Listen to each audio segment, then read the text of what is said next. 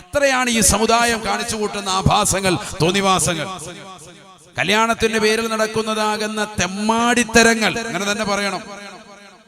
ഈ സമുദായത്തിന്റെ മക്കളാണ് അതിന്റെ പ്രതിക്കൂട്ടിലായിട്ട് നിൽക്കുന്നത്. കോടിക്കണക്കിന് രൂപ അതിനുവേണ്ടി ചെലവഴിക്കാൻ ഒരു മടിയുമില്ല. കല്യാണത്തിന് തുടങ്ങുന്നതിന് മുമ്പ് മാസങ്ങൾക്ക് മുമ്പ് തന്നെ ഡ്രസ് വാങ്ങാൻ വേണ്ടി 4-5 വണ്ടിയിൽ വലിയ വാഹന വ്യൂഹം പോവാൻ, എല്ലാരും കൂടി പോവാ. അതിനിപ്പോഴത്തെ ട്രെൻഡ് എന്താ? മലപ്പുറത്തുള്ളവൻ നേരെ പാലക്കാട് പോകും, പാലക്കാട് ജില്ലയിലുള്ളവർക്ക് ഡ്രസ് വാങ്ങാൻ കോയമ്പത്തൂർ പോകും, കോയമ്പത്തൂരുള്ളവൻ കൊല്ലത്ത് വന്ന് നിൽക്കുന്നു. എന്താടാ ഇവിടെ വന്നിരിക്കുന്നത്? തുണി വാങ്ങാൻ വന്ന. ഇത്രയും ജില്ല താണ്ടിയിട്ട് വന്നിരിക്കുക, അവന് ഇടാനായിട്ട് ഇന്നറൊന്നും കിട്ടിയില്ല, കൊല്ലത്തുനിന്ന് കിട്ടുന്നു. അല്ലാഹു നമ്മളെ കാക്കട്ടെ. കൊല്ലത്തുള്ളവനെ നോക്കുമ്പോഴത്തെ അവനെവിടെ ഇല്ല, അവൻ തിരുവനന്തപുരത്തോട്ട് പോയി സാധനം വാങ്ങാൻ. തിരുവനന്തപുരത്തുള്ളവൻ നോക്കുമ്പോൾ കൊല്ലത്ത് വന്നിരിക്കുന്നു. അല്ലാഹു നമ്മളെ കാത്ത് സംരക്ഷിക്കട്ടെ. ഇങ്ങനെ അങ്ങോട്ടും ഇങ്ങോട്ടും ഓടി നടക്കാൻ, ഇതാണ് ഇന്നത്തെ പുതിയ തലമുറ. അല്ലാഹു നമ്മളെ സാലിഹീങ്ങൾ ചേർക്കട്ടെ. അതിനുവേണ്ടി 4-5 വണ്ടിയും വിളിച്ചങ്ങ് പോകും. അപ്പൊ പിന്നെ അതൊരു ചെലവ്. കുറച്ചുപേര് ചെറുപ്പക്കാർ കൂടിയിട്ട് അങ്ങനെ പോകുന്നവരുണ്ട്. അപ്പൊ പിന്നെ അവർക്കൊക്കെ ഒരു ഡ്രസ് കോഡ് എടുത്തു കൊടുക്കണം. കൂട്ടുകാർക്കൊക്കെ ഒരു ഡ്രസ് കോഡാണ്. കല്യാണത്തിന്റെ തലേ ദിവസം ഒന്ന്, പിറ്റേ ദിവസം ഒന്ന്. പെണ്ണിന്റെ വീട്ടുകാർക്ക് അങ്ങനെ ഒന്ന്, അതിനോടൊപ്പം തന്നെ അടുത്ത ചെക്കന്റെ വീട്ടുകാർക്കും അതേപോലെ തന്നെ. വാപ്പായും ഉമ്മായും വേറെ കളർ ഡ്രസ്, മക്കളും കുടുംബങ്ങളും സഹോദരങ്ങളും ഒക്കെ വേറൊരു ഡ്രസ്, കൊച്ചുമക്കൾ വേറെ കളർ, വീടിന് വേറൊരു പെയിന്റ്, എല്ലാം വെറൈറ്റിയെ കൊണ്ടുവരികയാണ്. അതെല്ലാം കൂടായിട്ട് ഒരുപാട് കളർ ബൾബുകളും ട്യൂബുകളും കൊണ്ടുവന്ന് മൊത്തത്തിൽ മാല ബൾബുകൾ കൊണ്ടുള്ള അലങ്കാരങ്ങൾ വേറെ, ലക്ഷങ്ങൾ പൊടിച്ചുകൊണ്ടുള്ളതാകുന്ന ഭക്ഷണത്തിന്റെ വിഭവസമൃദ്ധമാകുന്ന കണക്ഷൻ വേറെ. പണമുള്ളവൻ പേക്കൂത്തുകൾ കിന്നടിമയാ, കല്യാണമത് നടമാടുവാനൊരു വേദിയാ. പണമുള്ളവൻ പേക്കൂത്തുകൾ കിന്നടിമയാ, കല്യാണമത് നടമാടുവാനൊരു വേദിയാ. സദ്യക്ക് സമയം എത്തിയാൽ കേൾക്കുന്നതാ, വിഭവങ്ങളെല്ലാം പലതരം ഇവിടുള്ളതാ. ബിരിയാണി വേണ്ടവർ പോകണേ തെക്കോട്ട്, നെയ്ച്ചോറിനാഗ്രഹമുള്ളവർ വടക്കോട്ട്. വെറും ചോറും കറിയും പ്രഥമനും കിഴക്കോട്ട്, പോകേണ്ടതാണ് കൈ കഴുകുവാൻ താഴോട്ട്. ആർക്കെവിടെയും നോക്കാം, കടക്കാം, രസിക്കാം, സ്ത്രീകൾക്ക് സ്വർഗം തന്നെയായി കണക്കാക്കാം. മഹാനാകുന്ന മർഹൂം ശൈഖുന തഴവ ഉസ്താദ് എൻ്റെ ഉമ്മയുടെ ഉപ്പ കൂടിയാണ്. അല്ലാഹു അവിടുത്തെ ദറജ ഉയർത്തുമാറാവട്ടെ. അവര് വഫാത്തായിട്ട് 30 വർഷമായി. അതിനും 10-15 വർഷങ്ങൾക്ക് മുമ്പ് എഴുതി പൂർത്തീകരിച്ചാൽ മവാഹിബുൽ ജലീൽ അഥവാ 45 കൊല്ലം മുമ്പ് എഴുതി വെച്ചതാകുന്ന മവാഹിബുൽ ജലീൽ കറാമത്തെന്നോണം ഇന്നത്തെ സമൂഹത്തിന്റെ തോന്നിവാസം അന്നേ എഴുതി വെച്ചു. അല്ലാഹു അവിടുത്തെ ദറജ ഉയർത്തുമാറാവട്ടെ. എത്ര കറക്റ്റാണ്. ഇന്ന് പണമുള്ളതാകുന്ന ആളുകൾ മാത്രമല്ലടോ, പൈസ ഇല്ലാത്ത ആളുകൾ പോലും കടമെടുത്ത് ലോൺ എടുത്തിട്ട് ഈ തോന്നിവാസം കാണിക്കാൻ. അതാണ് ഏറ്റവും വലിയ പ്രശ്നം. പണക്കാരായ ആളുകൾ പേക്കൂത്ത് കാണിക്കുമ്പോ സ്വന്തം മകളുടെ കല്യാണം, മകന്റെ കല്യാണം, കോടിക്കണക്കിന് പൈസ ചെലവഴിച്ചുകൊണ്ട് വീടിൻ്റെതാകുന്ന മുറ്റത്ത് മുഴുവൻ, ഏക്കർ മുഴുവനും പന്തലിട്ട് ലക്ഷക്കണക്കിന് രൂപകൾ അതിനുവേണ്ടി പൊടിച്ചു കളയുന്നത്. സിനിമാക്കാരെ വിളിക്കുന്നു, ഗാനമേളക്കാരെ വിളിപ്പിക്കുന്നു. അർദ്ധനഗ്നയാകുന്ന സ്ത്രീകൾ ഫ്രണ്ടിൽ നിന്നുകൊണ്ട് വാദ്യമേളങ്ങളോടൊപ്പം സൽക്കാരത്തിന് വേണ്ടി ക്ഷണിച്ചുകൊണ്ട് അകത്തേക്ക് കയറ്റുന്ന കല്യാണം. ആരാണ് ഈ സമൂഹത്തിന് പഠിപ്പിച്ചത്? വലിയ വലിയ മഹല്ലിന്റെ നേതാക്കൾ, സാമുദായിക നേതാക്കൾ, 5 ഹജ്ജ് ചെയ്ത ഹാജിയാർ കഅബയുടെ കില്ല പിടിച്ചുകൊണ്ട് അന്യ പെണ്ണിനെ ക്ഷൈക്കാന്റ് കൊടുക്കാൻ കാത്തു നിൽക്കുന്നതാകുന്ന ആളുകൾ. അല്ലാഹു നമ്മളെ കാത്തു സംരക്ഷിക്കട്ടെ. ലക്ഷങ്ങളാണ് ഇതിനൊക്കെ, കോടിക്കണക്കിന് രൂപയാണ് ഇതിനു വേണ്ടി ചെലവഴിക്കുന്നത്. ഉമ്മത്തിന്റെ ഈ സമുദായത്തിന്റെ നേതാക്കൾ നബിതങ്ങൾ പറഞ്ഞത് ശരിയല്ലേ?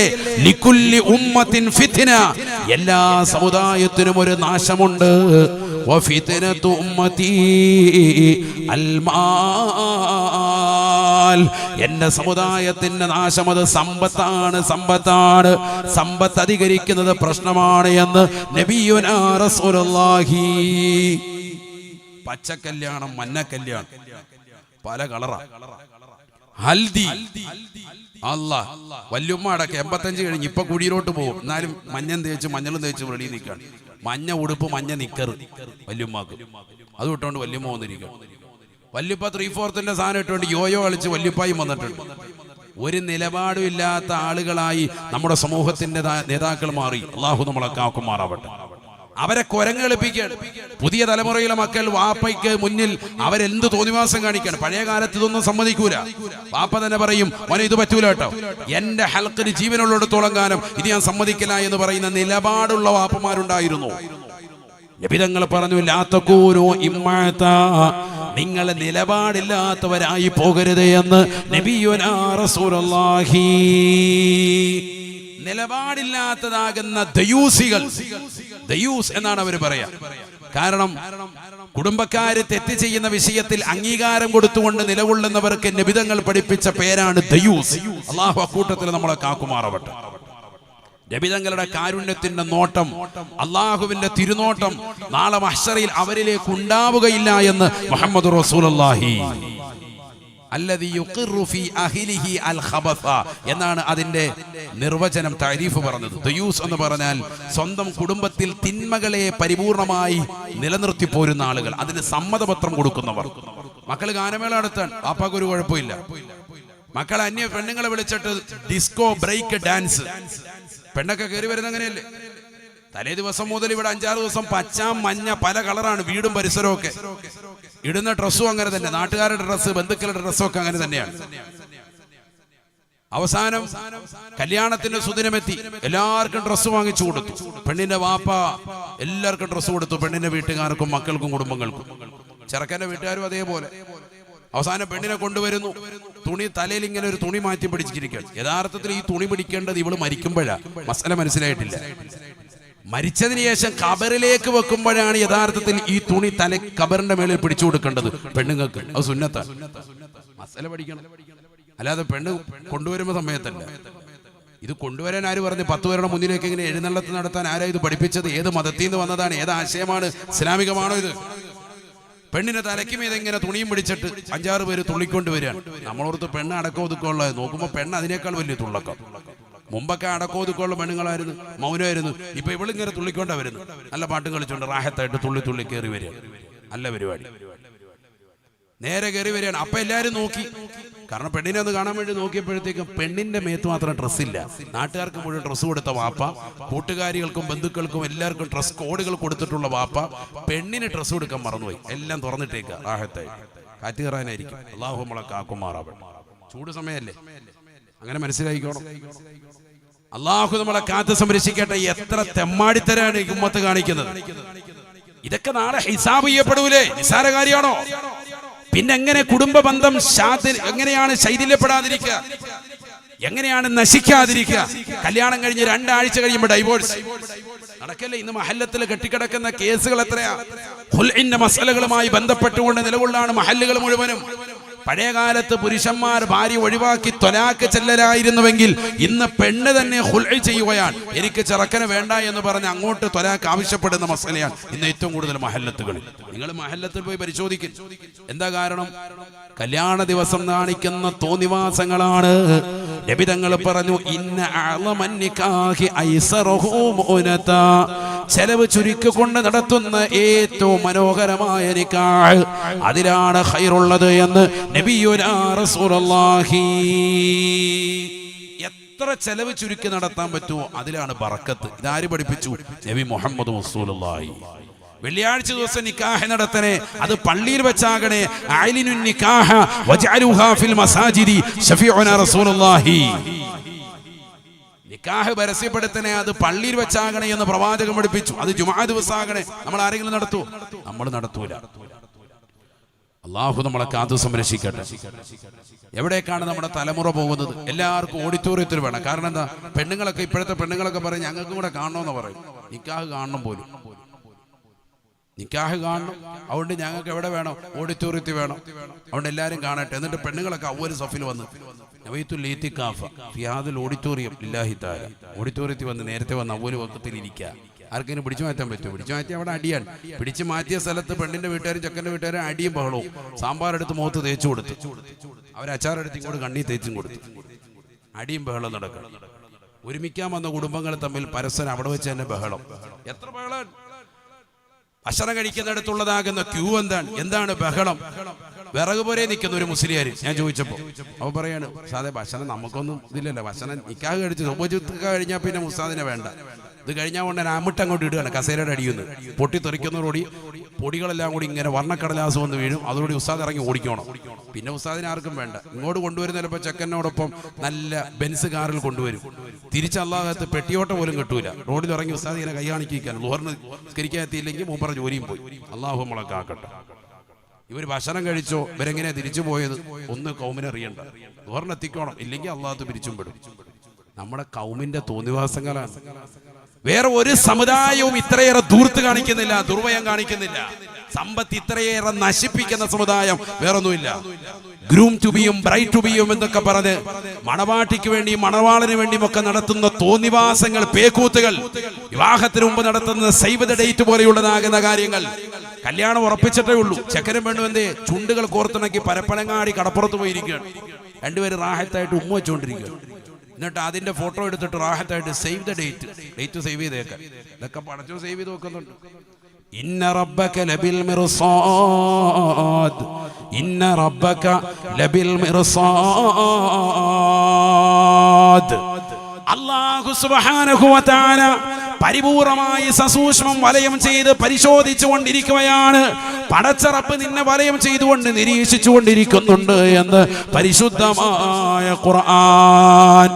ലോകത്തെ ഏറ്റവും വലിയ CCTV അത് അല്ലാഹുവാണ്, അല്ലാഹുവാണ്. രാവും പകലും ഏത് സ്ഥലത്ത് പോയി നീ ഒളിച്ചിരുന്നു കൊണ്ട് എന്ത് തെറ്റുകൾ ചെയ്താലും അല്ലാഹ് നിന്നെ കാണുന്നു എന്നുള്ള ഉറച്ച വിശ്വാസം മുസ്ലിമേ നിന്റെ ഹൃദയത്തിലുണ്ടാവണേ. ഇന്ന റബ്ബക യഅലമു മാ ഫി സുദൂർ. ഹൃദയത്തിന്റെ അകത്തലങ്ങൾ നീ ഉറപ്പിച്ചു വെച്ചിട്ടുള്ള കാര്യങ്ങൾ വരെ അല്ലാഹു അറിയമേ എന്ന് പരിശുദ്ധമായ ഖുർആൻ.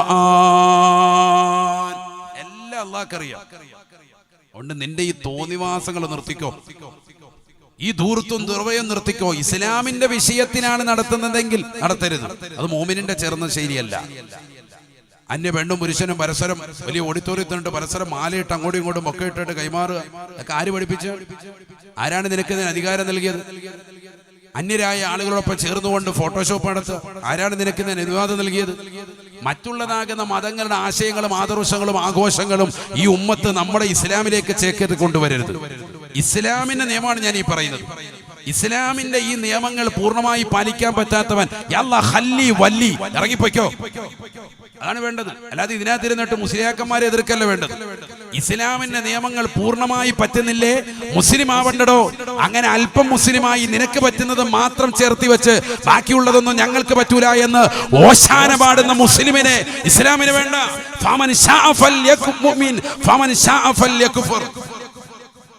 ഇഷ്ടമുള്ളവർ വിശ്വസിച്ചാൽ മതി, ഇഷ്ടമില്ലാത്തവർ പുറത്തു. ദീനിൽ ഒരുത്തനെയും നിർബന്ധിച്ചുകൊണ്ട് കൊണ്ടുവരേണ്ട ആവശ്യവുമില്ല, കൊണ്ടുവരുന്നുമില്ല. അതുകൊണ്ട് ആവശ്യമില്ലാത്തവർ പുറത്തു പോകണേ. അള്ളാഹുവിന്റെ റസൂല് കൊണ്ടുവന്ന ഈ ശ്രേഷ്ഠമായ ദീനിനെ നിങ്ങൾ ആയി കളങ്കപ്പെടുത്തരുതേ. നിങ്ങൾ പറയിപ്പിക്കുന്നത് ഈ ഉമ്മത്തിനെയാണ്, ഈ സമുദായത്തെയാണ്, ഉലമാക്കളെയാണ്, ഉമറാക്കളെയാണ്, സജ്ജനങ്ങളെയാണ്, സ്വാലിഹ്യങ്ങളെയാണ്, ഔലിയാക്കളെയാണ്, ഇമ്മത്തുകളെയാണ്, സ്വഹാബത്തിനെയാണ്, താബീങ്ങളെയാണ്, തബഉ താബീങ്ങളെയാണ്, അംബിയാ മുർസലീങ്ങളെയാണ്. ഈ ശരീഅത്ത് നമ്മളിലേക്ക് കൊണ്ടുവന്ന മുഹമ്മദ് നബി സല്ലല്ലാഹു അലൈഹി വസല്ലമ തങ്ങളെയാണ്. ആ നബിയുടെ ദീനിനെയാണ് നിങ്ങൾ ഈ കളങ്കപ്പെടുത്തുന്നത്. അതുകൊണ്ട് ആവശ്യമില്ലാത്തത് ചെയ്ത് നിൽക്കരുത്. അബ്ദുല്ലാഹി ഇബ്നു സലാം മുനാഫിഖാണ്, വിശ്വാസിയാണെന്ന് പറയുന്നു, പക്ഷെ മുനാഫിഖാണ്. അദ്ദേഹം ഇസ്ലാം മതത്തിലേക്ക് വന്നിട്ട് അദ്ദേഹം ആളുകളോട് പറയുന്നു, എനിക്ക് പറ്റില്ല കേട്ടോ ഒട്ടകത്തിന്റെ പാലും ഒട്ടകത്തിന്റെ മാംസവും, ഞാനതിനെ ഹറാമാക്കുന്നു, ഞാനതിനെ നിഷിദ്ധമാക്കുന്നു. ഒട്ടകത്തിന്റെ ഇറച്ചിയും ഒട്ടകത്തിന്റെ പാലും അതെനിക്ക് ഭയങ്കര ബുദ്ധിമുട്ടാണ്, അതെനിക്ക് പറ്റൂല, അതെനിക്ക് ഹലാലില്ല, ഞാനത് ഒഴിവാക്കി. ഒരു സഹാബി ഉണ്ടായിരുന്നു, ആ സഹാബി അത് കഴിച്ചു എന്ന് ഹദീസിലുണ്ട്. അപ്പൊ കഴിക്കൽ അനുവദനീയമാണ്. ഒരു സഹാബി ഉണ്ടായിരുന്നു, ആ സഹാബി അത് കഴിച്ചു എന്ന് ഹദീസിലുണ്ട്. അപ്പൊ കഴിക്കൽ അനുവദനീയമാണ്, നബി അതിനെ ഒഴിവാക്കിയത് കൊണ്ട് ഒഴിവാക്കലാണ് നല്ലത് എന്നൊക്കെ അതിനെ വിശദീകരിച്ചുകൊണ്ട് മുഹദ്ദിസീങ്ങൾ രേഖപ്പെടുത്തി. അള്ളാഹു നമുക്ക് തൗഫീഖ് നൽകട്ടെ. നബി തങ്ങൾക്ക് എന്തെങ്കിലും ഒരു ഭക്ഷണം ഇട്ടാൽ അക്കലഹു അതിനെ കഴിക്കും, ഇഷ്ടപ്പെട്ടാൽ കഴിക്കും, വഇല്ലാത്ത അറക്കഹു ഇഷ്ടപ്പെട്ടില്ലേ ആവശ്യമില്ലാത്ത ഒന്നും പറയാൻ പോവില്ല, ഒഴിവാക്കും നബിയുനാ റസൂലുള്ളാഹി. ഇത് ഹറാമാണെന്ന് പറഞ്ഞു. മുസ്ലിമായ വ്യക്തിയാണ്, പുതുമുസ്ലിമാണ്, ഇസ്ലാം മതത്തിലേക്ക് വന്നിട്ട് ഇയാൾ പറഞ്ഞു ഞാൻ ഇതിനെ ഹറാമാക്കുന്നു, ഒട്ടകത്തിന്റെ പാല് മാംസം എന്നൊക്കെ ഞാൻ അങ്ങ് ഹറാമാക്കുക. ഹലാലായ ഭക്ഷണത്തെ ഹറാമാക്കിയതാകുന്ന ഈ വാർത്ത നബി സല്ലല്ലാഹു അലൈഹി വസല്ലമ തങ്ങളുടെ കാതിലെത്തിയപ്പോൾ നസലൽ അമീൻ മലക്ക് ജിബ്രീൽ അലൈഹിസ്സലാം പറന്നിറങ്ങി വന്നുകൊണ്ട് പ്രവാചകർ കോതിക്കൊടുക്കുകയാണ്, യാ അയ്യുഹല്ലദീന ആമനൂ ഉദ്ഖുലൂ ഫിസ്സിൽമി കാഫ.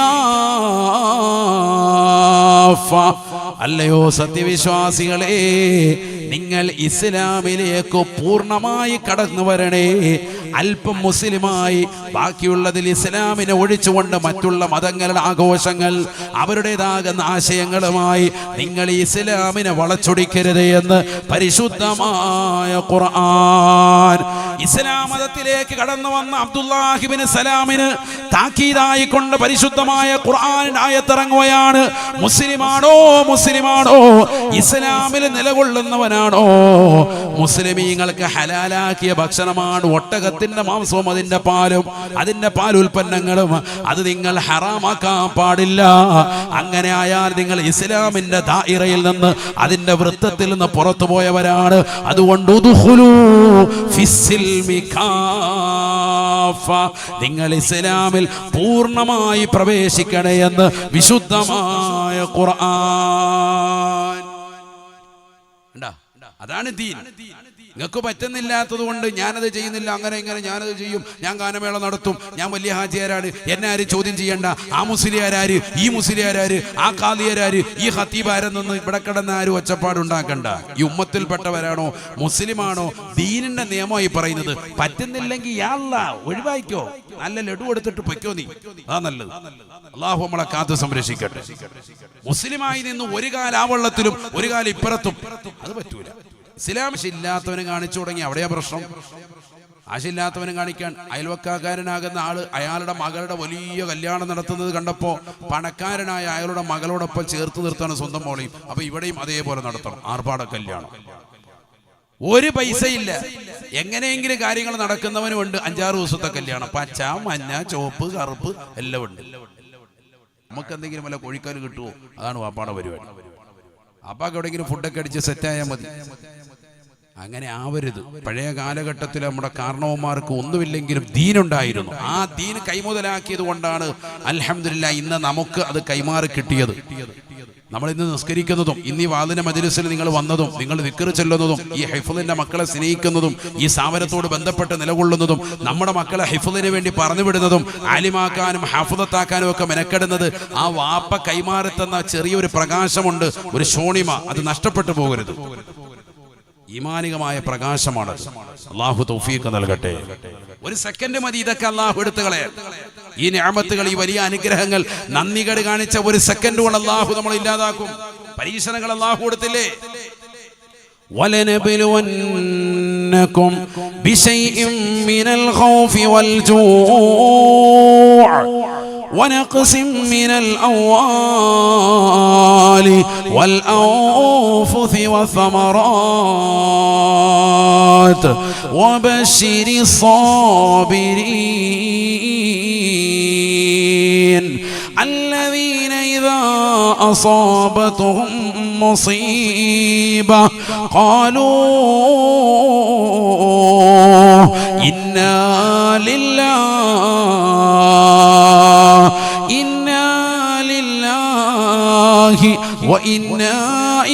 വാപ്പയെ മരിപ്പിച്ചു, ഉമ്മയെ മരിപ്പിച്ചു, ബന്ധുക്കളെ മരണപ്പെടുത്തിയ നിങ്ങളുടെ പ്രിയപ്പെട്ട സ്വന്തം മകനെ മരിപ്പിച്ചുകൊണ്ടൊക്കെ അല്ലാഹു നിങ്ങളെ പരീക്ഷിക്കും. നിങ്ങളുടെ സമ്പത്തും നാം കുറയ്ക്കും. വനഖ്സിം മിനൽ അംവാൽ, സമ്പത്തും നാം കുറയ്ക്കും. അല്ലാഹ് പറയാ. ഇതൊക്കെ പരീക്ഷണം ഉണ്ടാകും ദുനിയാവിൽ. ഇങ്ങനെ പരീക്ഷണങ്ങൾ ഉണ്ടാകുമ്പോ വബശ്ശിരി സ്വാബിരീൻ, ക്ഷമിക്കാനും സഹിക്കാനും കഴിയണം. അങ്ങനെ ക്ഷമിക്കുന്നവർക്ക് നബിയെ തങ്ങൾ സന്തോഷവാർത്ത അറിയിക്കും. അല്ലദീന ഇദാ അസാബതുഹും മുസീബ, എന്തെങ്കിലും വിപത്തുകൾ വരുമ്പോ സത്യവിശ്വാസികൾ അവർ പറയുകയാണ് ഇന്നാ ലില്ലാഹി വ ഇന്നാ ഇലൈഹി റാജിഊൻ, തീർച്ചയായും നാം അല്ലാഹുവിൽ നിന്നുള്ളതാണ്, അവനിലേക്കാണ് നമ്മുടെ മടക്കമെന്നർത്ഥം വരുന്ന ശ്രേഷ്ഠമായ വചനത്തെ പറയുന്നവരുണ്ടോ അവർ ക്ഷമയുടെ വാഹകരാണ്, ക്ഷമിക്കുന്നവരാണ്. അങ്ങനെ ക്ഷമിക്കുന്ന ആളുകൾക്ക് സന്തോഷവാർത്ത അറിയിക്കണേ. എന്തുകൊണ്ടാണ്? ഉലൈക അലൈഹിം സ്വലവാത്തും മിർ റബ്ബിഹിം വറഹ്മ, അല്ലാഹുവിന്റെ രക്ഷയും അവന്റെ ഗുണങ്ങളും അവന്റേതാകുന്ന ബറക്കത്തും അവന്റെ കാരുണ്യവും അവർക്ക് മേൽ അല്ലാഹു സദാ വർഷിക്കുമേ. ഉലൈക ഹുമുൽ മുഹ്തദൂൻ. ക്ഷമിക്കണം. എന്തെങ്കിലും സാമ്പത്തികമായി ഞെരുക്കുമോ പ്രയാസമൊക്കെ വരുമ്പോൾ ക്ഷമിക്കാൻ തയ്യാറാകണം. ഒച്ചപ്പാട് ബഹളമുണ്ടാക്കരുത്. നബി സല്ലല്ലാഹു അലൈഹി വസല്ലമ തങ്ങൾ പരിശുദ്ധമായ ജന്നത്തുൽ ബഖീയിലൂടെ നടക്കവേ ഒരു ഉമ്മ ഇരുന്നുകൊണ്ട് കരയുകയാണ്, പടുവൃത്തയാണ്. ഒരു ഖബറിന്റെ ചാരത്തിരുന്നു കൊണ്ട് വാവിട്ട് നിലവിളിക്കുന്നു. നബി തങ്ങൾ പറഞ്ഞു, ഉമ്മ ക്ഷമിക്കണേ, ക്ഷമിക്കണേ. നബിയാണെന്ന് മനസ്സിലാക്കാതെ ആ ഉമ്മ ഉറക്കെ പറഞ്ഞുപോയി, എനിക്ക് വന്ന ഈ വിപത്ത് നിനക്ക് വന്നിരുന്നെങ്കിൽ എന്നിലേറെ നീ വിഷമിച്ചേനെ, കരഞ്ഞേനെ എന്ന് അല്ലാഹുവിന്റെ റസൂലിനോട് ആ ഉമ്മ പറയുകയാണ്. റസൂലല്ലാഹ് മിണ്ടാതെ മുന്നോട്ട് നടന്നുപോയി. അല്പനേരം കഴിഞ്ഞപ്പോ പുറകിലൂടെ വന്ന ആളുകൾ പറഞ്ഞു, ആരോടാണ് നിങ്ങൾ കയർത്ത് സംസാരിച്ചതെന്നറിയുമോ? അതാ മുഹമ്മദുൻ മുഹമ്മദുൻ മുഹമ്മദൂ, കാരുണ്യത്തിന്റെ കരസ്പർശം കൊണ്ട് മാലോകരുടെ മനതലങ്ങളെ മദീനയിലേക്ക് മാടി വിളിച്ച ഹബീബ് മുഹമ്മദ് മുസ്തഫ സല്ലല്ലാഹു അലൈഹി വസല്ലം തങ്ങളോടാണ് ഉമ്മ നിങ്ങൾ ദേഷ്യം പിടിച്ചിട്ടുള്ളത്. ആ ഉമ്മ പിറകെ ഓടിച്ചെല്ലുന്നു, നബിയുടെ അടുക്കലെത്തിയിട്ട് പറയുന്നു, അഫ്വൻ യാ മുഹമ്മദൂ, മാപ്പാക്കണേ പ്രവാചകരെ, അറിവില്ലായിരുന്നു ഹബീബേ. ആ ഉമ്മയോട് നബി തങ്ങൾ പറയുന്ന ഒരു വചനമുണ്ട്, എന്റെ ശബ്ദം കേൾക്കുന്ന മുഴുവൻ സഹോദര സഹോദരിമാരും ഹൃദയത്തിൽ കുറിച്ചിടുന്ന വചനമാണ്. നബി തങ്ങൾ പറഞ്ഞു, ഉമ്മ ഇന്നമസ്സബ്റു ഇൻദ സദമത്തിൽ ഊലാ, ക്ഷമിക്കേണ്ടത്, ക്ഷമ വരേണ്ടത് ആദ്യഘട്ടത്തിലാണ്. ദേഷ്യം പിടിക്കുന്ന ആദ്യഘട്ടത്തിൽ, വിപത്തുണ്ടാകുന്ന ആദ്യഘട്ടം. നിങ്ങൾ ആ സമയത്ത് ക്ഷമിച്ചില്ല. നിങ്ങളോട് ക്ഷമിക്കാൻ പറഞ്ഞപ്പോ നിങ്ങൾ എന്നോട് ദേഷ്യപ്പെട്ടു, അപ്പൊ കൂലി പോയി. ക്ഷമ വേണ്ടത് ആദ്യഘട്ടത്തിലാണ്. ഒരു മനുഷ്യന് വിപത്തുണ്ടാകുമ്പോ, വിഷമമുണ്ടാകുമ്പോ ആ സമയത്ത് ക്ഷമിക്കാൻ കഴിയണം. എല്ലാം കഴിഞ്ഞ്, മരിപ്പും കഴിഞ്ഞ് പിന്നെ ഒരു 40 ദിവസം കഴിയുമ്പോഴത്തേക്കും പറയണം ഞാൻ ക്ഷമിച്ചു. എന്റെ എന്നാണ് ഉള്ളിന്റെ ഉള്ളിൽ ചോദ്യം. അല്ലാഹു നമ്മളെ സാലിഹ്യങ്ങൾ ചേർക്കട്ടെ. എനിക്കിനി ആര് കുഴിമന്തി വാങ്ങിച്ചു തരും, എന്നെ ഇനി ആര് കടപ്പുറത്ത് കൊണ്ടുപോകും, അങ്ങനെയുള്ള നിലവിളി ശബ്ദങ്ങളാണ്. അല്ലാഹു നമ്മളെ സാലിഹ്യങ്ങൾ ചേർക്കട്ടെ. ഒരിക്കലും അത് പാടില്ല. ലൈസ മിന്നാ മൻ ലറബൽ ഖുദൂദ വശഖൽ ജുയൂബ്, കവിളത്തടിക്കലും നെഞ്ചത്തടിച്ചുകൊണ്ട് പോക്കറ്റ് വലിച്ചു കീറലും അങ്ങനെ അപഹാസ്യനായി കാണിക്കലും എന്റെ ഉമ്മത്തിൽപ്പെട്ട പ്രവർത്തനമല്ല എന്ന് നബിയുനാ റസൂലുള്ളാഹി. വിപത്ത് വരുമ്പോൾ ക്ഷമിക്കാൻ തയ്യാറാകണം. അല്ലാഹു തൗഫീഖ് നൽകട്ടെ. അപ്പൊ പറയേണ്ട വാക്കാണ് ഇന്നാ ലില്ലാഹി വ ഇന്നാ ഇലൈഹി റാജിഊൻ. ആയിഷ ബീബി റളിയല്ലാഹു അൻഹയും ഒന്നിച്ച് വീട്ടിൽ കഴിയുമ്പോൾ വിളക്കണഞ്ഞു പോയി. അപ്പോ പറഞ്ഞു നബി തങ്ങൾ ഇന്നാ ലില്ലാഹി വ ഇന്നാ ഇലൈഹി റാജിഊൻ. ആയിഷ ബീബി ചോദിച്ചു, ആയിഷ സംഭവം വല്ല മരിക്കുമ്പോഴല്ലേ, ആരെങ്കിലും ഒക്കെ മരണപ്പെടുമ്പോൾ പറയേണ്ട വാക്കല്ലേ എന്ന അർത്ഥത്തിലാണ് നമ്മൾ അങ്ങനെയാണല്ലോ മനസ്സിലാക്കുന്നത്. നമ്മൾ വാപ്പ മരിച്ചാലും യഥാർത്ഥത്തിൽ പറയാൻ മറന്നു പോകും. അല്ലാഹു നമ്മളെ കാക്കുമാറാവട്ടെ. പറയലുണ്ടാവൂല, ആരെങ്കിലും മരിച്ചു കഴിഞ്ഞാൽ നന്നായി അയാൾ മരിക്കണ്ടായിരുന്നു, ഇതാദ്യം പറയും ഒന്നില്ലെങ്കിൽ. അല്ലെങ്കിൽ അല്ലാഹു മരിച്ച എപ്പോഴും അടക്കം വേറെ ഹാലിലോട്ട് പോയി, ഇന്നാലില്ല ഒന്നും ഇല്ല. അതേതെങ്കിലും ബോർഡിലോ അല്ലെങ്കിൽ ഒരു മെസ്സേജിലോ ഒക്കെ വരണം, അപ്പോ ഒന്ന് വായിച്ചേക്കും ചിലപ്പോൾ. ഇന്നാലില്ല അല്ലാന്ന് വായിക്കലൊന്നും ഇല്ല, പറയലുമില്ല. അല്ലാഹു നമ്മളെ കാക്കട്ടെ. അത് പറയണം, അവനാണ് യഥാർത്ഥ മുഅ്മിൻ. നബി സല്ലല്ലാഹു അലൈഹി വസല്ലം തങ്ങൾ പറഞ്ഞു, ആയിഷ മോമിനായ മനുഷ്യന് എന്തെങ്കിലും ഒരു മുസീബത്തുണ്ടായാൽ പറയേണ്ട വചനമാണ്. വിളക്കണഞ്ഞു പോകുക എന്നുള്ളത് നമുക്കൊരു മുസീബത്താണ്. അതുകൊണ്ടാണ് ഞാൻ ഇന്നാലില്ല എന്ന പദം പറഞ്ഞത് എന്ന് നബിയുനാ റസൂലുള്ളാഹി. ഒരു മുസീബത്ത്, ഒരു വിപത്തുണ്ടാകുമ്പോൾ, ഒരു ചെറിയ വിപത്ത് വന്നാലും പറയണം. അല്ലാഹു തൗഫീഖ് നൽകട്ടെ. അപ്പോൾ പരീക്ഷണങ്ങൾ അല്ലാഹു നൽകും. ആ പരീക്ഷണങ്ങൾ ക്ഷമിച്ചാൽ വലിയ കൂലി. നാളെ പടച്ചറബിന്റെ ദർബാറിൽ നിന്നും കാരുണ്യം ചൊരിയപ്പെടും. ഈ ദുനിയാവിൽ വസിക്കുന്ന കാലഘട്ടത്തിലും കരുണ അല്ലാഹു നൽകും. നബിയനാ റസൂലുള്ളാഹി സ്വല്ലല്ലാഹു അലൈഹി വസല്ലമ തങ്ങൾ പറഞ്ഞില്ലയോ, മാ യുസീബുൽ മുസ്ലിമ മിൻ വസബിൻ വലാ നസബിൻ വലാ ഹമ്മിൻ വലാ ഗമ്മിൻ حتى الشوكة يشاكها في قدمه إلا كفر الله بها خطايا. നബിയനാ റസൂലുള്ളാഹി സ്വല്ലല്ലാഹു അലൈഹി വസല്ലമ തങ്ങൾ ഉറപ്പെടുത്തുകയാണ്, മുസ്ലിമായ ഒരു മനുഷ്യന് അവൻ എന്തെങ്കിലും വിഷമമോ ദുഃഖമോ പ്രയാസമോ വിരഹമോ എന്തെങ്കിലും ഒരു ബുദ്ധിമുട്ടവനുണ്ടായാൽ, ശാരീരികമോ മാനസികമാകുന്ന പ്രയാസമുണ്ടായാൽ, അവന്റെ കാലിൽ ഒരു മുള്ള് തറച്ചാൽ പോലും ഇല്ലാ കഫറല്ലാഹു ബിഹി ഖതായാ, അതിലൂടെ അവന്റെ പാപങ്ങൾ അല്ലാഹു പുറത്തു കൊടുക്കുമേ എന്ന് നബിയുനാ റസൂലുള്ളാഹി. മുഅ്മിനായ മനുഷ്യന് എന്ത് വിപത്ത് വന്നാലും അത് ഖൈറനാണെന്ന് മനസ്സിലാക്കണം. അങ്ങനെയൊക്കെ പറയുന്നത് യഥാർത്ഥത്തിൽ മുഅ്മിനീങ്ങൾക്കല്ലേ മുസീബത്ത് വരാതിരിക്കേണ്ടത്. അങ്ങനെയല്ല, മുസീബത്ത് ഏറ്റവും കൂടുതൽ കൂടുക ഈമാൻ ഉറക്കുമ്പോഴാണ്. ഒരു ഹദീസ് കേട്ടോ, നബി സല്ലല്ലാഹു അലൈഹി വസല്ലമ തങ്ങളോട് ഒരു അനുയായി ചോദിക്കുന്നു, അയ്യുന്നാസി അശദ്ദു ബലാ, നബിയെ ഏറ്റവും കൂടുതൽ ബലാ മുസീബത്തുകൾ ഉള്ളത് ആർക്കാണ് നബിയെ? നബി തങ്ങൾ പറഞ്ഞു, അൽ അംബിയാഉ, പ്രവാചകന്മാർക്കാണ്, സുമ്മൽ അംസലു ഫൽ അംസലു, പിന്നെ അവർക്ക് തത്തുല്യമായ ജീവിതം നയിച്ച സാലിഹീങ്ങൾക്കാണ് എന്ന് നബിയുനാ റസൂലുള്ളാഹി. ഏറ്റവും കൂടുതൽ പരീക്ഷണം ഉണ്ടാകുന്നത് അമ്പിയാക്കൾക്കാണ്. ഹബീബ് മുഹമ്മദ് റസൂലുള്ളാഹി. എന്താ അവർക്ക് ദീനില്ലാത്തതുകൊണ്ടാ?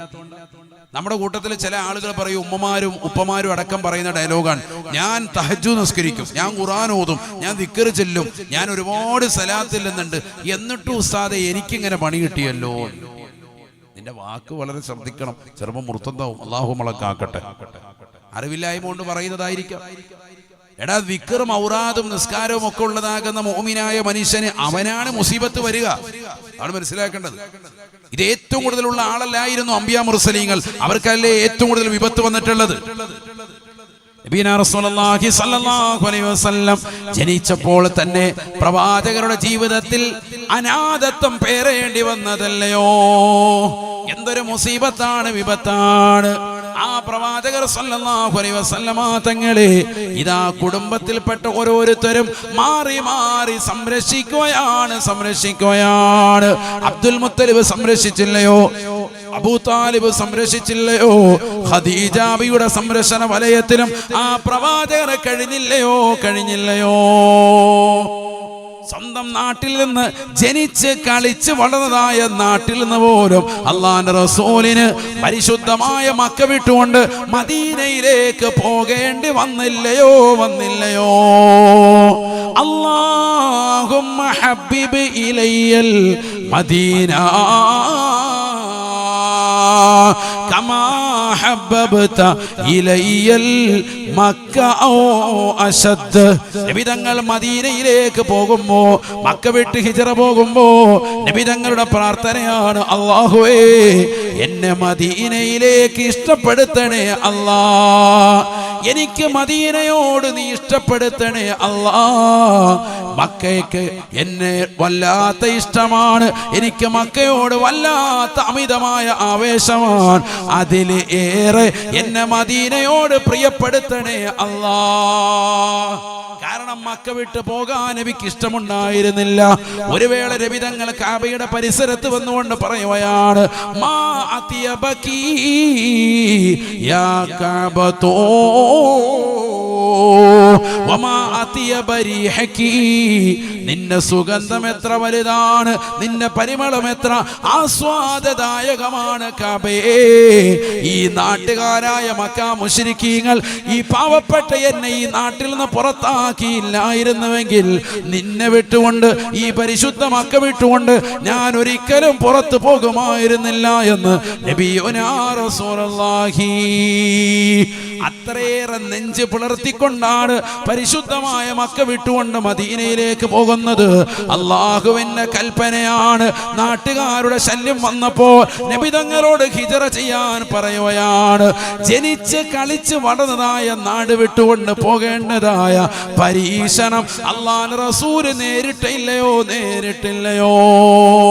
എത്ര യുദ്ധങ്ങൾ നബി തങ്ങൾ നേരിട്ടു. ബദറിന് സാക്ഷിയല്ലയോ? ഉഹദ് സാക്ഷിയല്ലയോ? ഖന്ദഖ് സാക്ഷിയല്ലയോ? ഖൈബർ സാക്ഷിയല്ലയോ?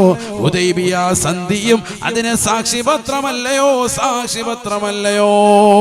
നേരിട്ട് നബി തങ്ങൾ പങ്കെടുത്ത യുദ്ധങ്ങൾ ഗസ്വത്ത് എന്നാണ് അറബിയിൽ പറയുക. 27 യുദ്ധങ്ങൾ തന്നെ ആ നിലയിൽ ഉണ്ടായിട്ടില്ലയോ? എത്ര പ്രതിസന്ധിയിലൂടെയാണ് അല്ലാഹുവിന്റെ റസൂൽ ജീവിച്ചിട്ടുള്ളത് എന്ന് അറിയണേ. ഏതെല്ലാം പ്രവാചകന്മാരാണ് എത്ര തീഷ്ണമായ പരീക്ഷണങ്ങളിലൂടെയാണ് കടന്നുപോയത്. ആദം നബി അലൈഹിസ്സലാം പരീക്ഷിക്കപ്പെട്ടില്ലയോ? പഴം കഴിച്ചതിന്റെ പേരിൽ ബുദ്ധിമുട്ട് അനുഭവിച്ച പ്രവാചകനല്ലേ? സ്വർഗത്തിൽ നിറക്കപ്പെട്ട പരീക്ഷണം അല്ലാഹു നൽകിയില്ലയോ? യൂസുഫ് നബി അലൈഹിസ്സലാം സ്വന്തം ചങ്കാകുന്ന സഹോദരങ്ങൾ കൊണ്ടുപോയി ബഹുമാനപ്പെട്ടവരെ പൊട്ടക്കിണറ്റിലേക്ക് വലിച്ചെറിഞ്ഞില്ലയോ? സഹോദരങ്ങളുടെ ചതി മനസ്സിലാക്കാൻ ഇതിനേക്കാൾ വലിയ ഉദാഹരണമുണ്ടോ മുസ്ലിമേ? ബഹുമാനപ്പെട്ട യൂസുഫ് നബി അലൈഹിസ്സലാം കുടുംബജീവിതം നയിക്കുന്ന ഓരോരുത്തരും പഠിച്ചു വെക്കേണ്ട ചരിത്രമാണ് യൂസുഫ് നബിയുടേത്. സ്വന്തം സഹോദരങ്ങൾ ചതിക്കുകയാണ്. അവസാനം അവിടെ നിന്ന് രക്ഷപ്പെട്ടു. പിന്നീട് ബഹുമാനപ്പെട്ടവർ പോയി അതാ ജയിലിൽ കഴിയേണ്ട ഗതികേട് വന്നില്ലയോ? പ്രിയപ്പെട്ട മുസ്ലിമേ, എനിക്കും നിങ്ങൾക്കും എന്ത് പരീക്ഷണമാണ് അള്ളാഹു നൽകിയിട്ടുള്ളത്. അംബിയാ മുർസലീങ്ങളെ പോലെ ലോകത്ത് ആരാണ് പരീക്ഷിക്കപ്പെട്ടിട്ടുള്ളത്?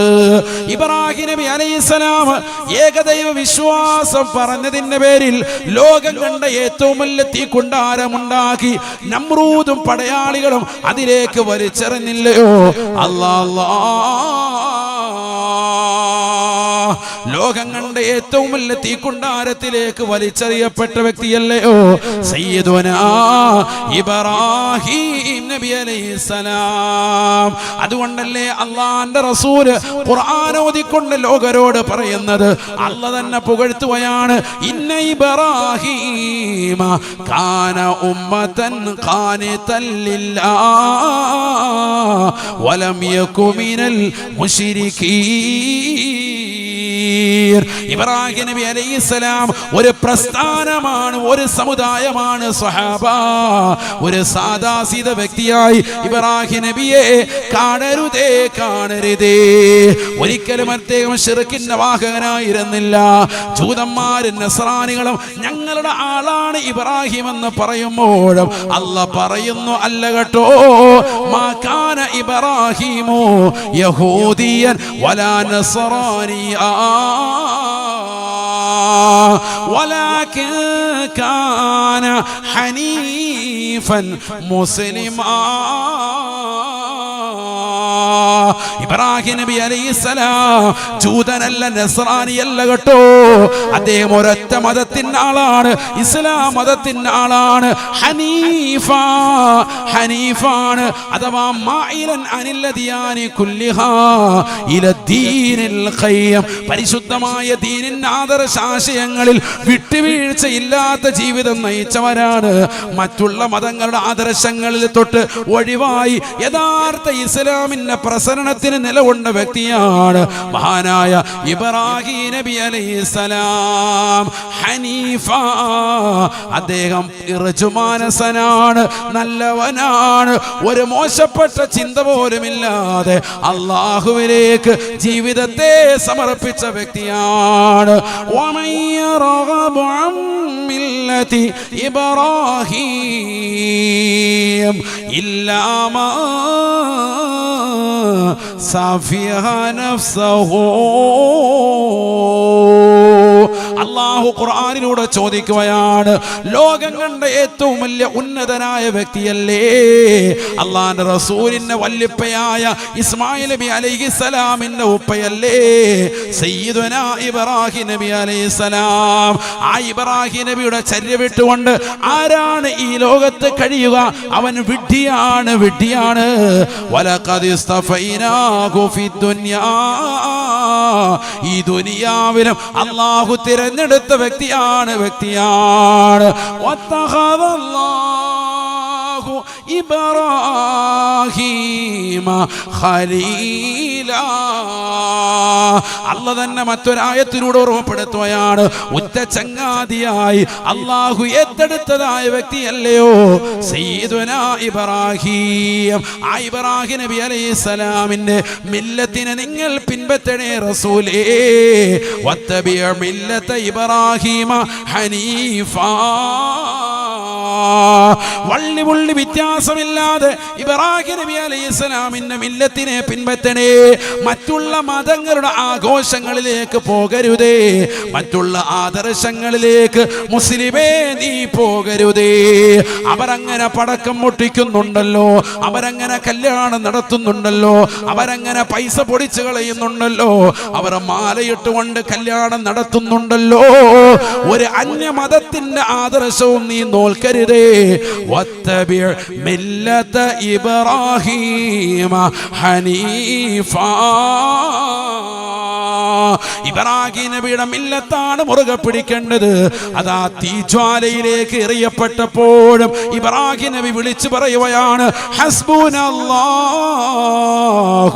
വനിഅമൽ വകീൽ. അല്ലാഹു മതി നമുക്ക് പരമേൽപ്പിക്കാൻ ഏറ്റവും ബന്ധപ്പെട്ടവൻ അല്ലാഹുവാണ്, അല്ലാഹുവാണ്. ഇത് പറയാൻ കഴിയുന്നവനാകണം മുസ്ലിം, ഇത് പറഞ്ഞവനാണ് മുസ്ലിം. ഇത് പറഞ്ഞുകൊണ്ടാണ് അംബിയാ മുർസലീങ്ങൾ പോയിട്ടുള്ളത്. 313ഓളം വരുന്ന അങ്കുരി പരിമിതമാകുന്ന സ്വഹാബത്ത് 1000ഓളം വരുന്ന ശത്രുക്കളോട് അടരാടി വിജയിക്കാൻ ഹേതുവായത് അവർ ബദറിലേക്ക്, രണാങ്കണത്തിലേക്ക് വാളില്ലാതെ, പരിചയില്ലാതെ, ആയുധബലമില്ലാതെ, സായുധമില്ലാതെ അവരിറങ്ങുമ്പോഴും പറഞ്ഞത് ഹസ്ബുനല്ലാഹ്, ഹസ്ബുനല്ലാഹ്, ഹസ്ബുനല്ലാഹ്. ലോകത്താരുടെയും സഹായം ഞങ്ങൾക്ക് വേണ്ടടോ, വാളുകൾ ഞങ്ങൾക്ക് വേണ്ടടോ, പരിചകൾ ഞങ്ങൾക്ക് വേണ്ടടോ. ഞങ്ങൾക്ക് അല്ലാഹുവിന്റെ സഹായം മതി, അല്ലാഹുവിന്റെ സഹായം മതി. ഹസ്ബുനല്ലാഹ്, ഹസ്ബുനല്ലാഹ്, ഹസ്ബുനല്ലാഹ്.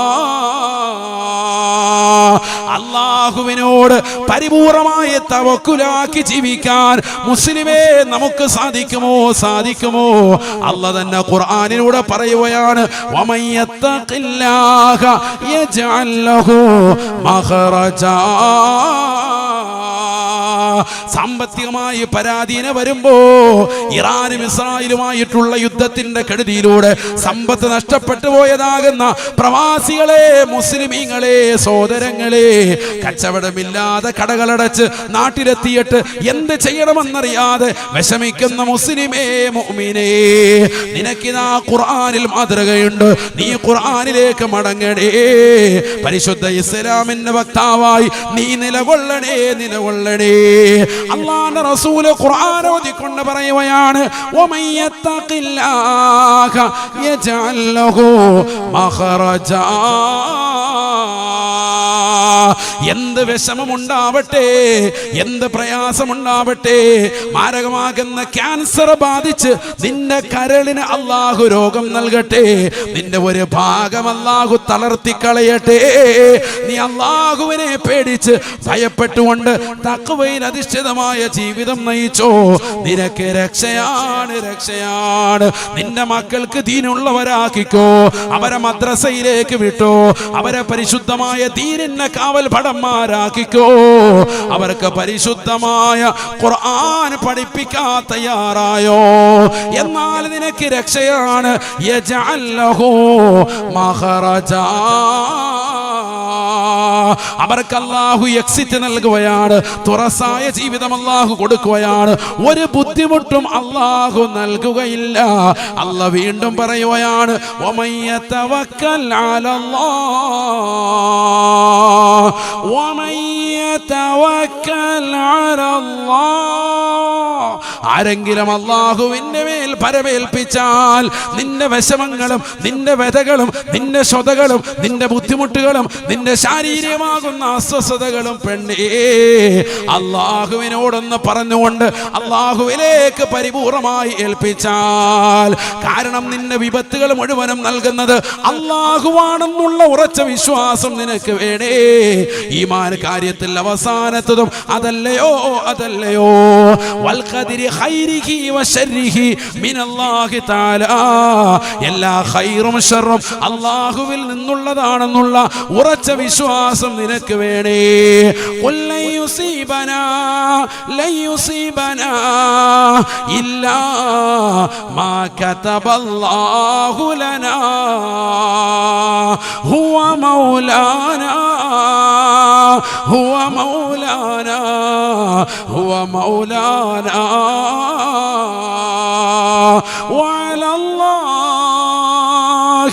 وعلى الله فليتوكل المؤمنون.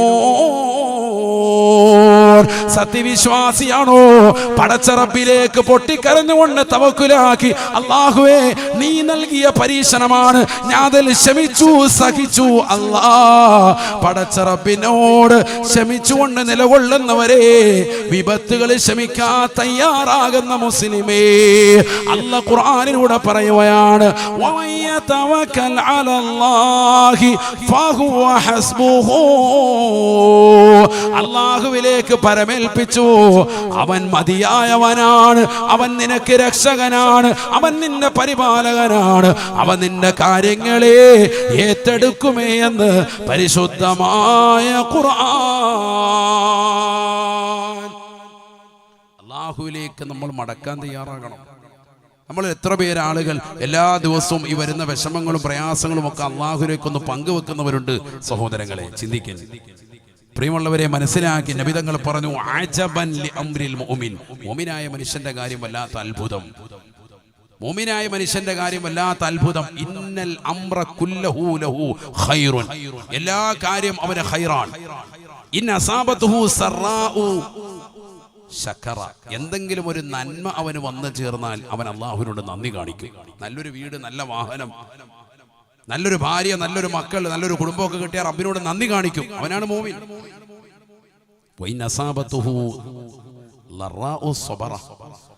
എന്തെങ്കിലും ഒരു ബുദ്ധിമുട്ടുണ്ടാകുമ്പോൾ അവനതിന് ക്ഷമിക്കുകയും ചെയ്യും.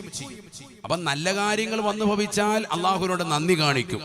എന്തെങ്കിലും ബുദ്ധിമുട്ടോ പ്രയാസങ്ങളോ ചീത്ത കാര്യങ്ങളോ കുടുംബത്തിലുണ്ടായാൽ അല്ലാഹുവിനോട് ക്ഷമിക്കുകയും ചെയ്യും, ക്ഷമ അവലംബിക്കും.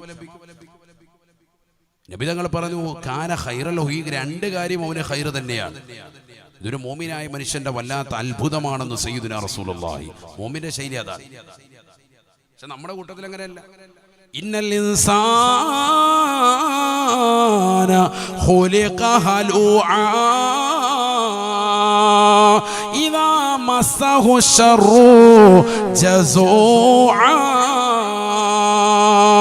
വഇദാ മസ്സഹുൽ ഖൈറു മനൂആ. പറയുന്നു മനുഷ്യരിൽ ചിലരുണ്ട്, അവരാരെന്നറിയുമോ? ഇളക്കം തട്ടിയ ആളുകളാണ്. എന്തെങ്കിലും ഖൈറുണ്ടാകുമ്പോഴും അവർ ആളുകൾക്ക് സദഖ ചെയ്യുന്നവരല്ല. വഇദാ മസ്സഹുൽ ഖൈറു മനൂആ. സമ്പത്തുണ്ടാകുന്ന സമയത്ത് പോലും അവർ ദാനശീലമില്ലാത്തവരാ, തടഞ്ഞു വെക്കുന്നവരാ. എന്തെങ്കിലും ഒരു വിപത്ത് വന്നാൽ ഇളക്കാണ്, ഭയങ്കരമായിട്ട് ഇളവും. അല്ലാഹു എനിക്ക് തന്നല്ലോ, ഞാൻ അങ്ങനെ നിസ്കരിക്കും, ഞാൻ തഹജ്ജുദ് ഓതും, ഞാൻ ദുഹാ നിസ്കരിക്കും, ഞാൻ അവ്വാബി നിസ്കരിക്കും, ഞാൻ ഖുർആൻ ഖത്മ് തീർത്താലാണ്, ഞാൻ വലിയ ദാക്കിറത്താണ്, ഞാൻ വലിയ ഷാക്കിറത്താണ്. ഒച്ചപ്പാടും പോളും. അതിന് നീ മനസ്സിലാക്കണം. അതാ ഞാൻ ആദ്യമേ പറഞ്ഞത്, ദീൻ കൂടുമ്പോഴാണ് ഫിത്ന കൂടുക, ബുദ്ധിമുട്ട് അധികരിക്കുക. അങ്ങനെയാണ്. ദീൻ കൂടുന്നവർക്ക് പരീക്ഷണം കൂടും. ഹദീസാണ്.